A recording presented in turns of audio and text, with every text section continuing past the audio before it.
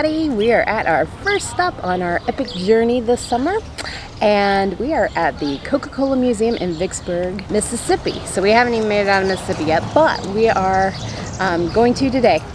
Anyway, we are here because this is the first place that Coca-Cola was bottled. I don't even know how to say his name. Biedenharn? I don't know. Anyway, we'll go inside and figure it out. He was a drugstore chemist, and he obviously made Coca-Colas at the soda fountain there. And as he realized that he was already bottling soda water, he had ordered a ton of Coke syrup, and so he put the syrup into the soda water he already had. He bottled Coca-Cola, and this is where it was born. So we're going to go inside the museum and see what they have to tell us about it. So this is where it was originally bottled, not made. Obviously, that's Atlanta. So we're gonna go check out the museum.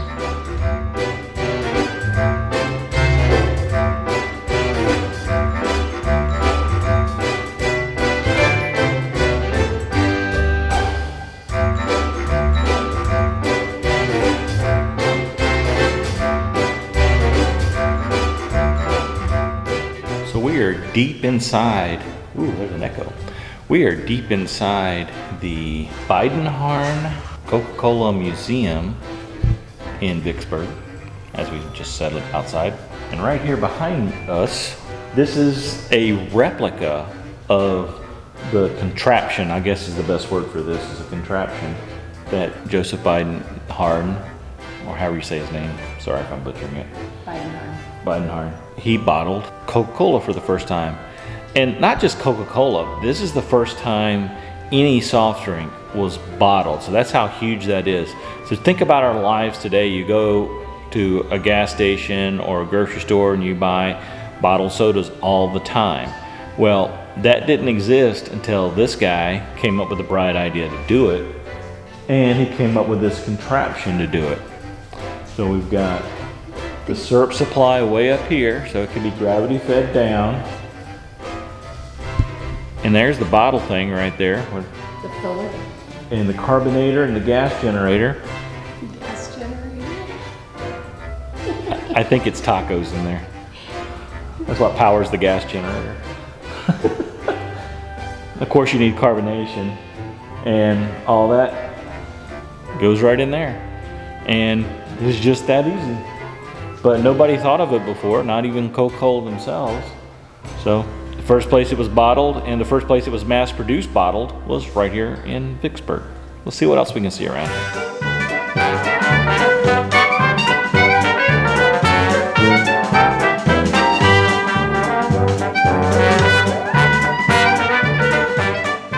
Now, I'm not saying I'm old, but I do remember getting Cokes out of a machine just like this for $0.25. And you open the door, once you put the quarter in, you're able to open the door and you get your Coke. Not only that, here's another one. Let's check this out. We go back to the entrance. This one right here, and it says 20 cents on it still. You got the little small bottles is what came in here, which at the time was the only size bottles.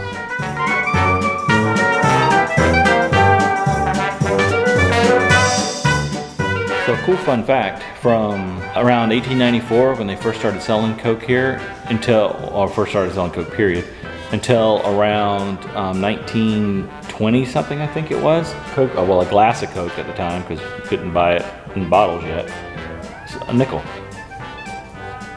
was a nickel for a long time. Now it's $1 or more. But it still only costs a nickel to make, so go figure. 20-ounce plastic bottle of Dr. Pepper was $1.90 at the Dollar General. Good point.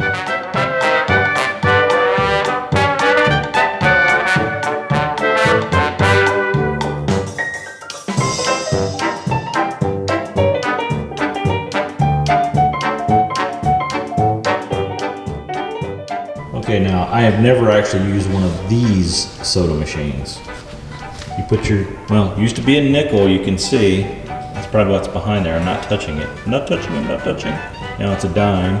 You put the money in, you turn, and the bottle came out there. That's how that worked. And you go into a lot of stores and you would see either a barrel like this or actually a cooler like this, but like 3 times as long.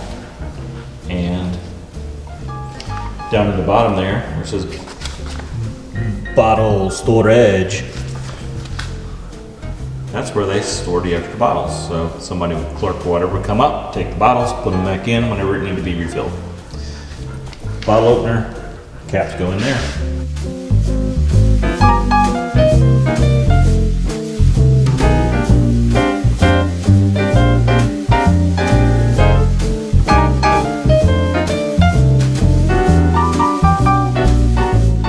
What is up, guys? You know, one thing that is really kind of lost to history is the craftsmanship that went into a lot of these, not just buildings, but the furnishings of the buildings. I mean, just look at the ornateness of, you know, this bar here.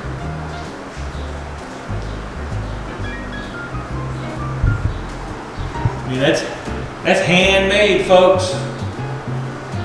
By hand. This hand.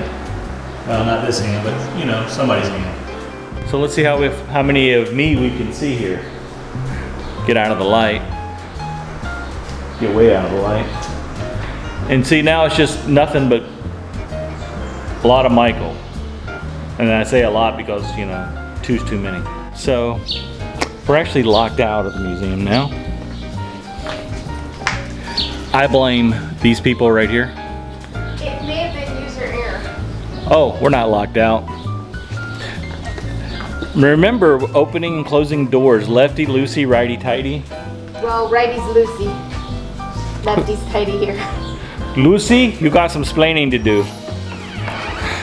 Let's go inside.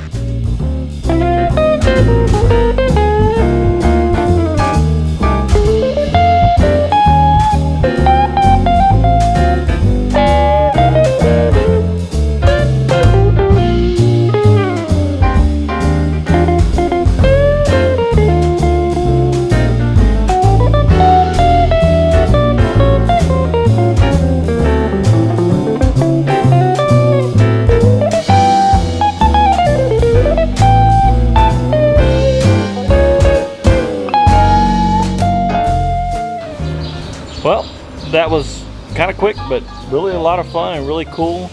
So even the bus agrees, as you can hear in the background. So Got Diet Coke. got a Diet Coke, yeah. There's a lot more stuff to do in Vicksburg, but we don't have time for it because we're going to where? Little Rock. Little Rock. We're going to Little Rock. To our favorite RV park. Yep. That is a private RV park. All right, we'll see you in Little Rock.